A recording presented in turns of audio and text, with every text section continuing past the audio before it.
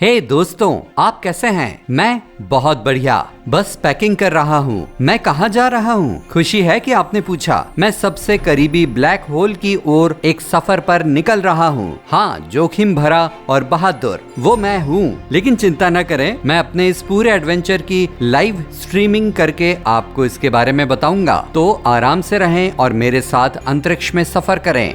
ठीक है, तो चलिए मैं आपको अपने स्पेसशिप से मिलवाता हूँ। इस सुपर फास्ट ब्यूटी का नाम दी इनविंसिबल है और लोग अगले कई दशकों तक इस जैसा कुछ भी नहीं बना पाएंगे। बात यह है कि अंतरिक्ष की दूरियां बहुत ज्यादा लंबी होती हैं, इसलिए वहां तक जाने में उससे कहीं ज्यादा समय लगेगा जितना समय आप सड़क पर बिताना चाहेंगे। जैसे कि 1977 में लॉन्च किया गया एक स्पेस प्रोब वॉयेजर 1 64,000 किलोमीटर प्रति घंटे की रफ्तार से सोलर सिस्टम से बाहर निकला था। अगर मेरी स्पेसशिप उसी स्पीड से चलती तो मुझे सबसे नजदीकी तारे तक पहुंचने में पूरे 77,000 साल लग जाते। मतलब सच में मिल्की वे गैलेक्सी को पार करने में भी मुझे 1 अरब साल से ज्यादा का समय लगता। लेकिन खुशकिस्मती से इनविंसिबल उससे कहीं ज्यादा तेज है। इसके अलावा मैं अपने साथी का इंट्रोडक्शन देना तो भूल ही गया। Sorry, Liam. आप देख सकते हैं, लियम AI वाला एक रोबोट है। आप जानते हैं, आर्टिफिशियल इंटेलिजेंस, इसलिए मुझे उससे बहुत उम्मीदें हैं। मेरे पास फ्लाइट के दौरान बात करने के लिए कोई होगा और अगर चीजें असल में मुश्किल हो जाती हैं तो वो मेरी मदद कर सकता है। और अब सफर शुरू करते हैं और हम ये चले। 3, 2, 1 ब्लास्ट ऑफ। वाह, हर सेकंड के साथ पृथ्वी धीरे धीरे छोटी और छोटी होती जा रही है। ऐसा लगता है जैसे समय बीता ही ना हो। लेकिन स्पेसक्राफ्ट पहले ही हमारे प्लेनेट की सतह से 332 किलोमीटर ऊपर आ गया है। चूंकि ये दिन का समय है, मैं साफ तौर से धूप में चमकती हुई बड़ी झीलों को देख सकता हूँ। और ये क्या, मैंने अभी अभी अपने शिप के बाईं ओर कुछ हिलता हुआ देखा है। क्या ये वही है? सही, ये इंटरनेशनल स्पेस स्टेशन है। क्या आप जानते हैं कि ये स्टेशन दुनिया का सबसे महंगा सिंगल ऑब्जेक्ट है? कोई हैरानी की बात नहीं। $100 बिलियन के प्राइस टैग के साथ इस पैसे से आप 250 बोइंग 747 या 2 लूव्स खरीद सकते हैं, जिसमें सभी पेंटिंग और आर्ट वर्क हो। मेरे स्पेसक्राफ्ट से ISS बहुत बड़ा दिखता है, लेकिन मुझे हैरान नहीं होना चाहिए क्योंकि स्टेशन की लंबाई 107 मीटर से ज्यादा है, जो कि एक फुटबॉल फील्ड की लंबाई से ज्यादा है। लेकिन मेरे पास रुकने का समय नहीं है। एक ब्लैक होल मुझे बुला रहा है। अब मैं प्लेनेट की सतह से लगभग 2100 किलोमीटर की ऊंचाई पर हूँ और मुझे यहाँ सैटेलाइट्स इधर उधर दिखने लगे हैं। मैंने पढ़ा है कि सैटेलाइट्स में लो और हाई फ्लायर्स होते हैं, और जबकि सबसे कम ऊंचाई पर उड़ने वाले पृथ्वी से लगभग 2012 किलोमीटर पर होते हैं, वहीं सबसे ऊपर वाले अंतरिक्ष में 36,000 तक पहुंचते हैं।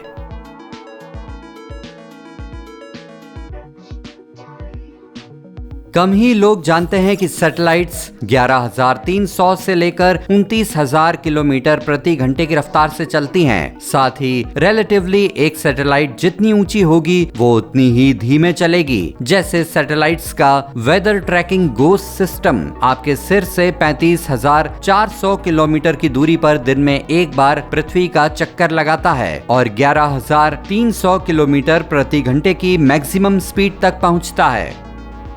खैर, सैटेलाइट्स पीछे छूटती जा रही हैं और मेरा स्पेसक्राफ्ट लियम और मुझे चांद की ओर ले जा रहा है, जो पृथ्वी से लगभग 39 लाख किलोमीटर दूर है। ये उतनी ही दूरी है जितनी आपको हमारे प्लेनेट के लगातार 10 बार चक्कर लगाने पर तय करनी होगी। यहाँ से पृथ्वी एक छोटी चमकीली नीली गेंद की तरह दिखती है, जो ऐसी जगह में जहाँ आसपास कुछ भी नहीं।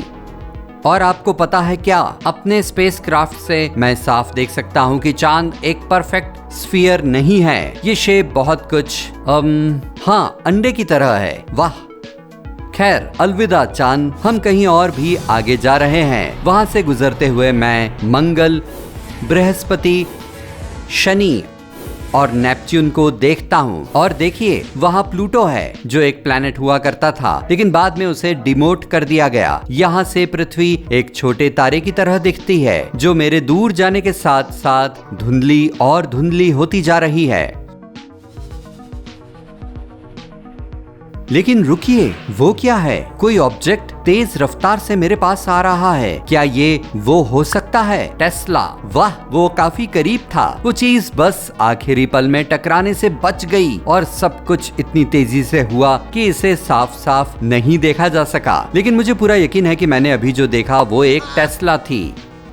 इस समय मैं पृथ्वी से बहुत ज्यादा दूर हूँ, जैसे 100 एस्ट्रोनॉमिकल यूनिट्स दूर। बात यह है कि अंतरिक्ष की दूरियां इतनी ज्यादा बड़ी हैं कि आप उन्हें मीलों में कैलकुलेट भी नहीं कर सकते। इसलिए वैज्ञानिक एस्ट्रोनॉमिक यूनिट टर्म का इस्तेमाल करते हैं, जो 15 करोड़ किलोमीटर के बराबर है। सूर्य से पृथ्वी की दूरी जितना, इसका मतलब है कि मैं अपने प्लेनेट से 15 अरब किलोमीटर दूर हूँ।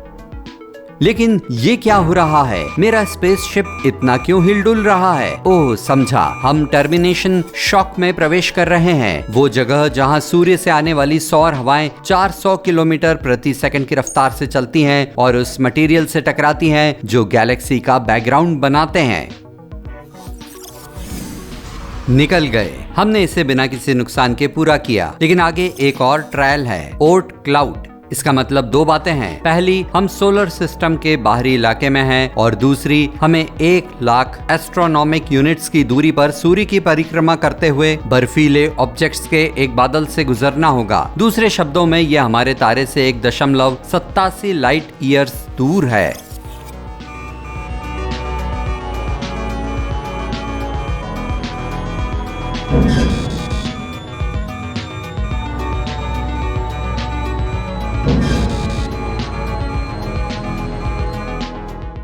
ओह, ये मेरा लकी दिन होना चाहिए क्योंकि हम ओर्ट क्लाउड से निकल गए हैं और स्पेसक्राफ्ट पर बस जरा सी खरोंचें आई हैं। और देखिए, हम 1 लाइट ईयर के 10वें हिस्से जितने वक्त में सोलर सिस्टम से बाहर जा रहे हैं। वैसे अगर आप कार से इस पॉइंट तक पहुंचने की कोशिश करते तो उस ट्रिप में आपको 1 करोड़ 90 से ज्यादा साल लगते। और भले ही आप आजकल चलने वाले सबसे तेज स्पेसक्राफ्ट नासा के न्यू होराइजन्स को पायलट करते, फिर भी आपको इस सफर को पूरा करने के लिए 37,000 साल लग जाते। एक बड़ा लंच लाएं।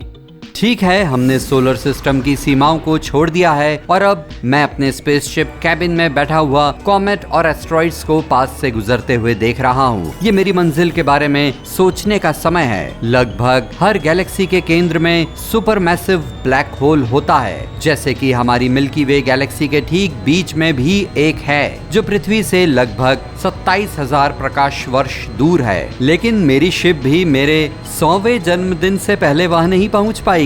यही कारण है कि मेरी मंजिल स्टेलर ब्लैक होल है, जो पृथ्वी के सबसे नजदीक है और साइज में बहुत छोटा है, लेकिन कम रहस्यमयी नहीं है। ये V616 मोनोसेरोटिस है, जो 3000 प्रकाश वर्ष दूर स्थित है और इसका वजन लगभग हमारे 9 से 13 सूर्यों के बराबर है।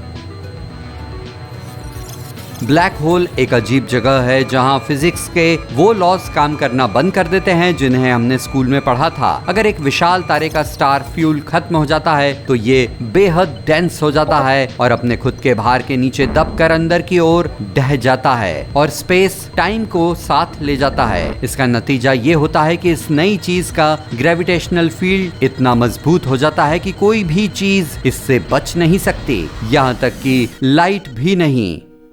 अभी हम ब्लैक होल के करीब पहुंच रहे हैं और बहुत जल्द मैं लियम को अंदर से इसका पता लगाने के लिए भेजूंगा। मैं होराइजन से आगे नहीं जाऊंगा, मतलब वो पॉइंट जहां से लौट नहीं सकते। और आप शायद समझ सकते हैं कि क्यों, है ना? एक बार जब कोई ऑब्जेक्ट इस इनविजिबल लाइन को पार कर जाता है तो वो पीछे नहीं मुड़ सकता, भले ही उसने अपना मन बदल लिया हो। खैर, लियम का कहना है कि वो अपना सफर शुरू करने के लिए तैयार है और वो गया बहादुरी से ब्लैक होल की ओर बढ़ते हुए, जबकि मैं उसके साथ होने वाली हर चीज को रिकॉर्ड कर रहा हूँ। वो तेज हो रहा है, ऐसा लगता है कि वो बेंड और स्ट्रेच हो रहा है, जैसे कि मैं एक बड़े मैग्नीफाइंग ग्लास से देख रहा हूँ। दिलचस्प बात यह है कि वो होराइजन के जितना करीब होता है, ऐसा लगता है वो उतनी ही धीरे धीरे आगे बढ़ रहा हो। वो मुझे इनकोडेड लाइट मैसेजेस भेजने की कोशिश कर रहा है, जैसा हमने पहले ही तय कर लिया था, लेकिन लाइट वेव्स ज्यादा लाल और कम फ्रीक्वेंसी तक फैल रही हैं। मैं ठीक हूँ, क्या हो रहा है? लियम बस जम सा गया, जैसे कि एक विशाल उंगली ने पॉज का बटन दबाया हो और अब कोई फोर्स उसे स्ट्रेच करते हुए और भी पतला करता जा रहा है। मैंने इस फिनोमिनन के बारे में पढ़ा है। ये वो बदनाम स्पगेटिफिकेशन है जो एक super strong non homogeneous gravitational field में होता है। ब्लैक होल का ग्रेविटी फोर्स उसके सिर के मुकाबले में उसके पैरों पर ज्यादा तेज है, इसलिए वो स्पगेटी के टुकड़े की तरह खींच रहा है।